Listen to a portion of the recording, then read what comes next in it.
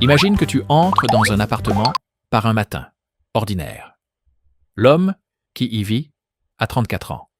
Il travaille comme analyste senior dans un cabinet de conseil et gagne 118 000 $ par an.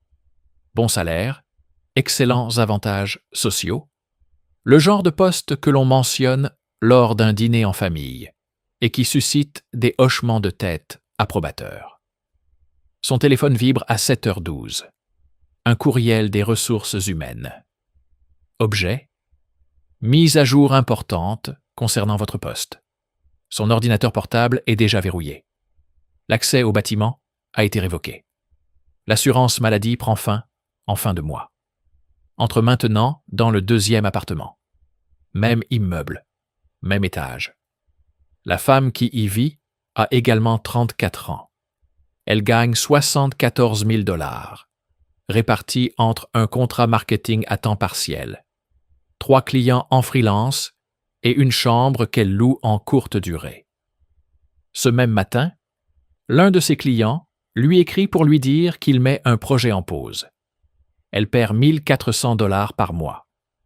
Elle répond en 3 phrases, se resserre un café et ouvre son ordinateur pour démarcher 2 nouveaux clients. Son profil professionnel indique consultante indépendante. Ses parents ne savent toujours pas très bien ce que cela signifie. Elle va bien. L'homme a passé le reste de cette journée au téléphone avec les ressources humaines à propos de la couverture santé sans subvention patronale. 2 100 $ par mois.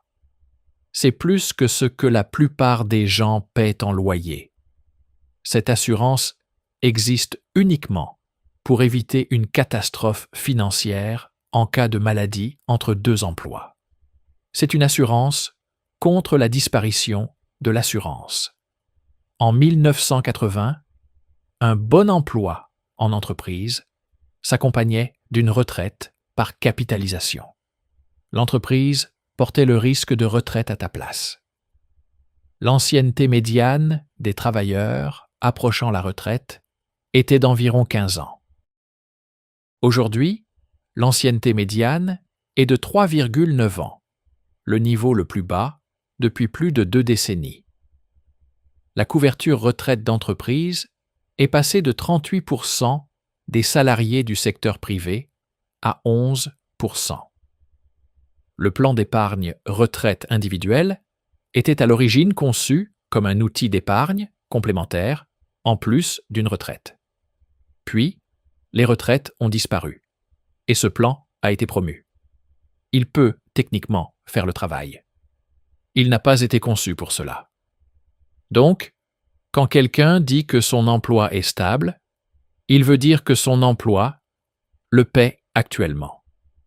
C'est l'unique garantie. C'est un abonnement que l'autre partie peut résilier à tout moment, sans préavis requis, dans 49 États sur 50. Une grande entreprise technologique a licencié 21 000 employés sur 2 ans, puis triplé son cours de bourse et versé environ 3,9 millions de $ de rendement aux actionnaires pour chaque employé licencié. Ce n'étaient pas des coupes de survie. Un tableur a été préparé. Ton salaire y figurait. Le supprimer rendait la ligne suivante plus belle. Voici le concept qui rend tout cela limpide.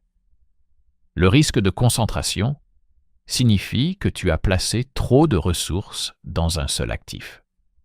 Le conseil standard: ne jamais détenir plus de 5 à 10% dans une seule action.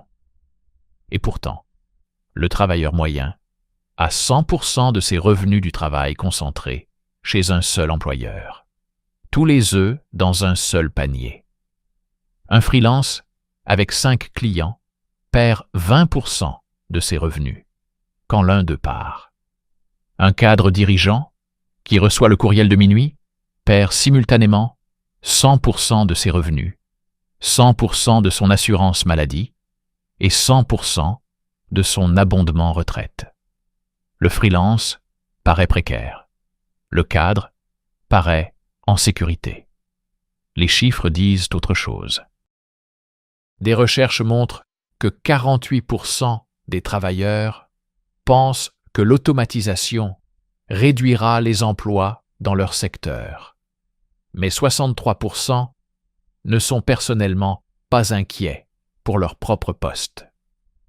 Presque la moitié reconnaît que la menace est réelle. Près des 2/3 s'en exemptent.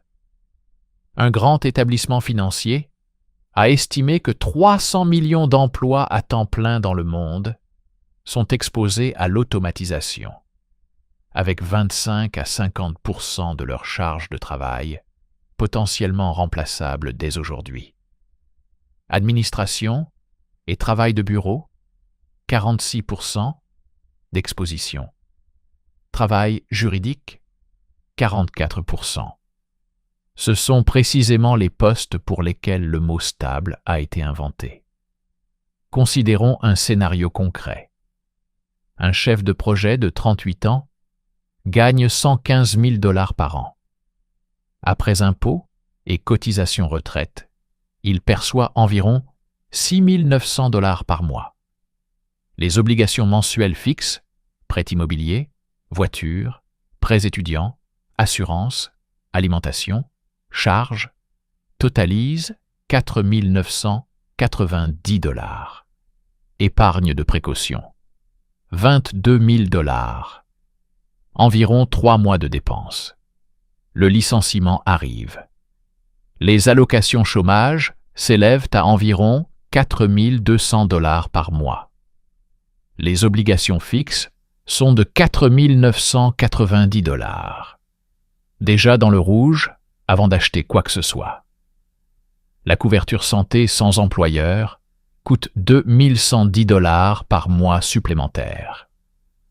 Déficit mensuel, 2 900 $ sur l'épargne. Au 5e mois, une offre d'emploi arrive à 98 000 $, 20 000 de moins qu'avant. Il accepte. Il termine cette période avec 6 200 $ d'épargne, contre 22 000 au départ, et un bourdonnement sourd d'anxiété financière qui ne disparaît pas complètement avant 2 ans. C'est la meilleure version de cette histoire. Près de 40% des personnes gagnant 300 000 $ ou plus déclarent vivre de chèque en chèque. Un revenu élevé, concentré dans une seule source, avec des obligations fixes importantes, n'est pas de la richesse. C'est de la fragilité, avec une meilleure vue. La solution ne nécessite pas de quitter son emploi. Elle nécessite de construire quelque chose qui génère des revenus sans la permission de son employeur. Des recherches ont montré que 65% des personnes véritablement aisées avaient au moins 3 sources de revenus avant d'atteindre 1 million de $ de patrimoine net. La source de revenus complémentaire moyenne génère 885 $ par mois, soit 3 semaines supplémentaires de marge financière. Peut-être la différence entre accepter la première offre venue et attendre la bonne. L'intitulé de poste sur ton profil professionnel n'est pas ta fondation financière. C'est ton client le mieux rémunéré en ce moment. Traite-le comme tel. La stabilité n'est pas quelque chose qu'un employeur fournit. C'est une structure que tu construis toi-même.